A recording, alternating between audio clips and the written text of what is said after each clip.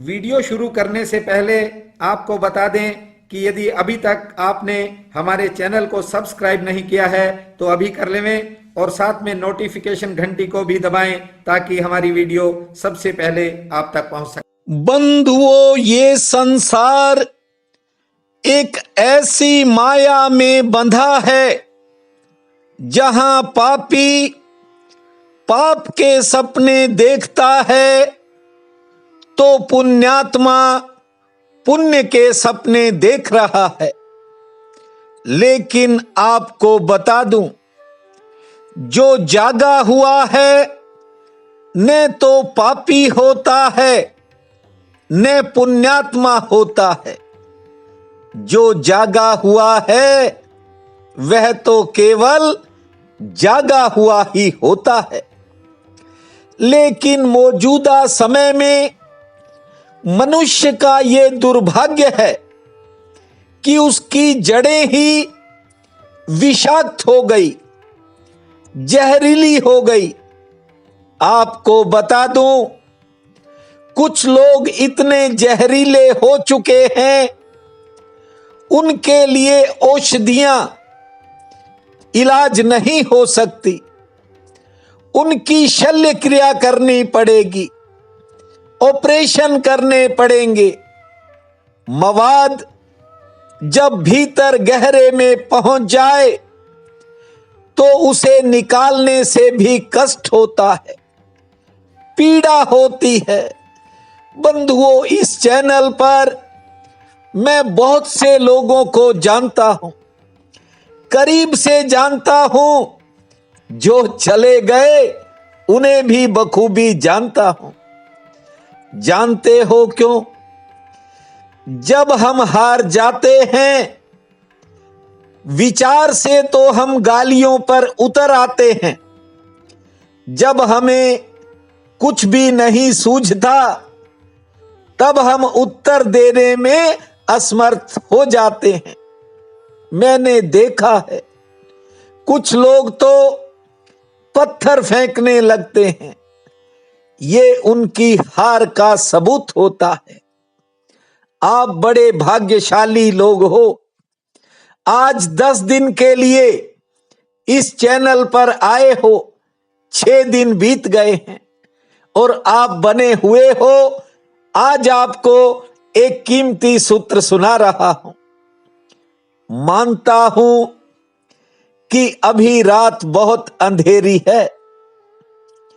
अंधेरी रात में हम लंबे अरसे से हैं, इसी कारण हमने भरोसा खो दिया है। मैं उस भरोसे को जगाने के लिए आपके चरणों में उपस्थित होता हूं। आपको बता दूं कि सुबह भी होती है। मैंने देखा है, बहुत से लोग ऐसे आए जो ये कहते थे कि आप हर बार एक ही बात कह देते हो कि ऐसा होगा। जरा सोचो, वे लोग सोच ही नहीं सकते कि ऐसा भी हो सकता है। अंधेरे में रहने की उनकी आदत हो गई, इसीलिए उन्हें सुबह से डर लगता है। जानते हो क्यों? कुछ लोग रात के लिए राजी हो जाते हैं, रात को ही जीवन समझ लेते हैं। जब कोई सुबह की बात करता है तो उनमें एक बेचैनी होती है। वे सोचते हैं कि ये आदमी हमें किसी परेशानी में डाल रहा है। समझा बुझाकर वे अपने दिमाग को समझा लेते हैं। समझाने वाले लोग इस चैनल से चले गए। आज एक भाई का फोन आया, कहने लगा कि आप ये वार्षिक राशि फल के वीडियो अपने मेन चैनल पर क्यों नहीं डालते? वहां तो कई गुना व्यूज आएंगे, आपको आमदन होगी। मैंने उससे कहा कि हर बात का एक कारण होता है। मैं ज्यादा व्यूज लाने के लिए ये वीडियो नहीं डालता। हां, कभी ऐसा सोचता था किसी जमाने में, लेकिन आज नहीं। आज तो मैं किसी और कारण से ही आपके बीच में आता हूं। बंधुओं, पहली बात यह है, निज धर्म के इस सूत्र को आप समझ लीजिए। कई बार आदमी अपनी आत्म समीक्षा नहीं करता, क्योंकि यदि आप आत्म समीक्षा नहीं करोगे तो आपको अपनी योग्यता की सीमा का पता नहीं चलेगा। निज धर्म कहता है कि अपनी सीमाओं को हमेशा पहचान लेना चाहिए, और क्षमता से अधिक यदि कुछ होगा तो नुकसान होगा। पहले प्रतिभा का मूल्यांकन करना जरूरी है कि परमात्मा ने हमें किस लिए बनाया है। पुरानी एक बात सुना देता हूं। एक जंगल में एक गीदड़ रहता था, बड़ा चालाक था। कई दिन उसे भोजन नहीं मिला और भूख के मारे उसकी जान निकली जा रही थी। भोजन की तलाश में भटक रहा था। एक वृक्ष के नीचे बैठ गया और सोच रहा था कि क्या करूं, कहां जाऊं, कैसे कुछ खाने को मिले। तभी एक अचानक शेर उसे आता हुआ दिखाई पड़ गया। अब सोचो, पहले तो वह शेर को देखकर डर गया, सोचने लगा कि यह शेर ही मुझे अपना भोजन न बना ले। अब यह सोचकर मन ही मन डरता हुआ अपने प्राणों को बचाने के लिए शेर के करीब पहुंचा, झुककर प्रणाम किया और खुशामद करने लगा। हे वनराज, आप बिना सेना सिपाही के अकेले घूम रहे हो। आप तो जंगल के राजा हैं, आपके साथ तो पूरी सेना होनी चाहिए। शेर ने कहा कि कह तो तुम ठीक रहे हो, लेकिन ये बताओ, क्या मुझसे डर नहीं लगता? गीदड़ बोला, आपसे किस बात का डर? आप मेरे राजा हैं, और राजा तो प्रजा का रक्षक होता है। आप मुझे अपनी सेवा का मौका दीजिए।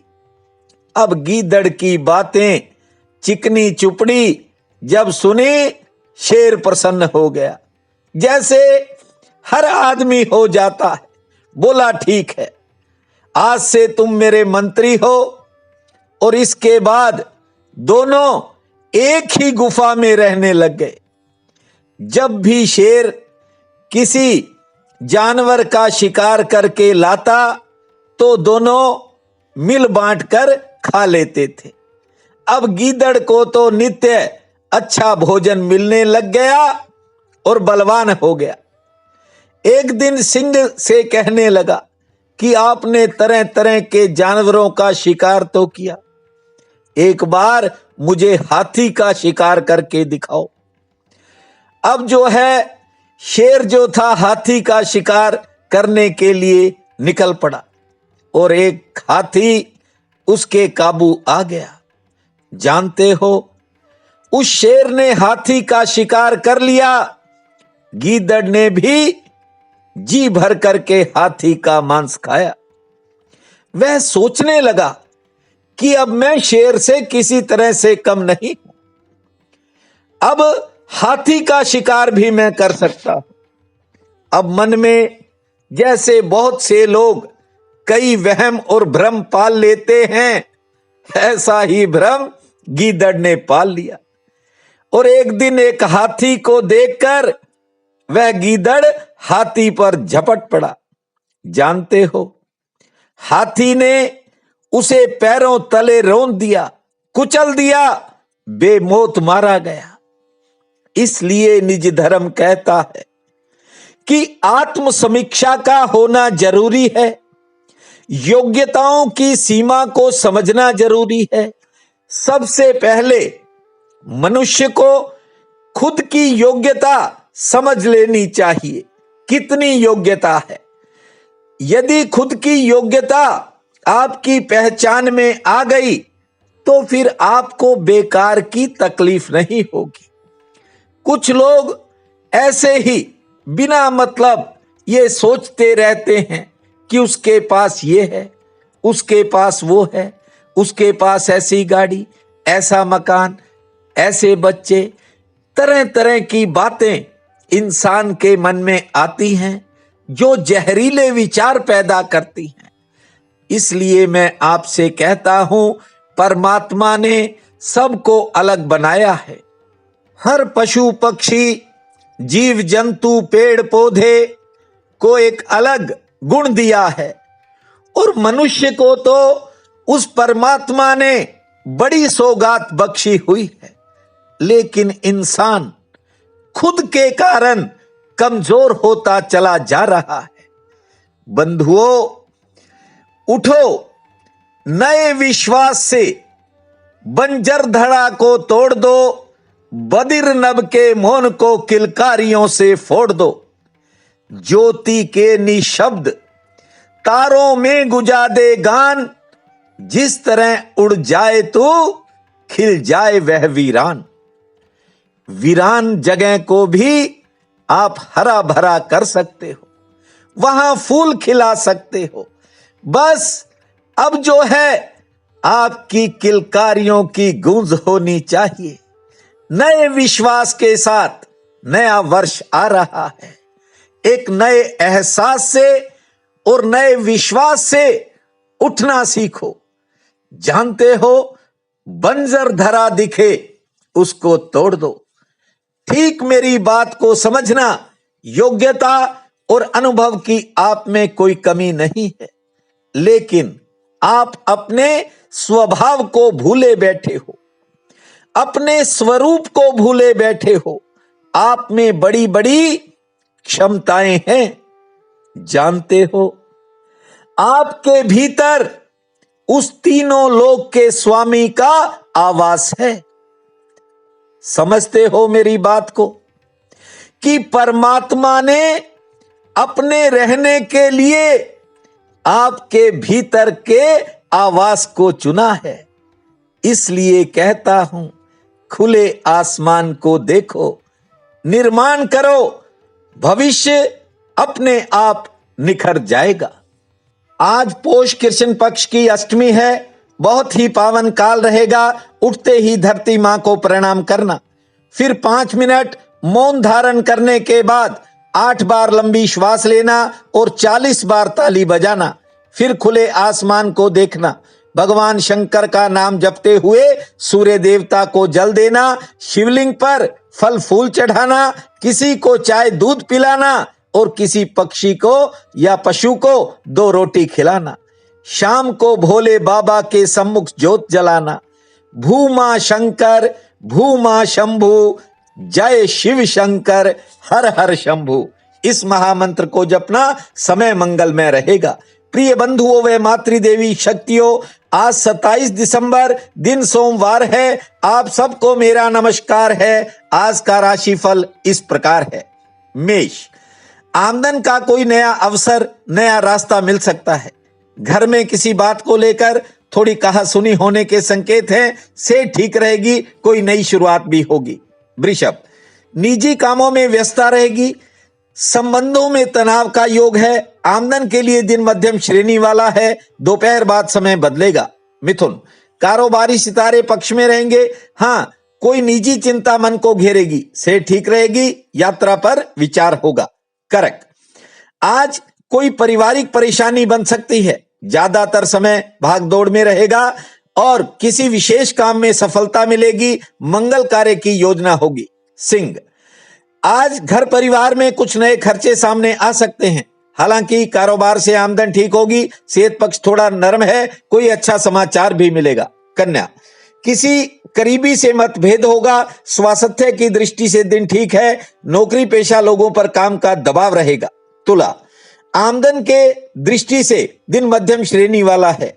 सामाजिक मान सम्मान बढ़ सकता है, काम का बोझ रहेगा, से ठीक रहेगी, सरकार संबंधित कामों में सफलता मिलेगी। वृश्चिक, किसी विशेष काम में सफलता का रास्ता खुलेगा। व्यापार के लिए दिन ठीक है, संतान संबंधी कामों में इंतजार करना पड़ेगा, से ठीक रहेगी। धनु, आज यदि कोई लेन देन की समस्या है, हल निकलेगा, उम्मीद के मुताबिक फायदा होगा, नौकरी पेशा लोगों पर काम का दबाव रहेगा। मकर, शिक्षा से जुड़ा कोई काम बन सकता है, कारोबार से उत्तम लाभ का योग है, यात्रा हो सकती है और घर की किसी बात को लेकर मन उदास रह सकता है। कुंभ, किसी पार्टनर से उतार चढ़ाव, मन मुटाव हो सकता है, व्यापार के लिए दिन ठीक है, नौकरी पेशा लोगों को किसी चुनौती से सामना करना पड़ सकता है। मीन, दोपहर बाद समय बदलेगा, पहले संघर्षपूर्ण समय रहने के संकेत हैं, नई खरीदारी होगी, कारोबार से मध्यम श्रेणी का लाभ मिलेगा। आज का ये दिन आप सबके लिए अति शुभ फलदायी हो, यही मेरी कामना है। आप सबका बहुत बहुत धन्यवाद।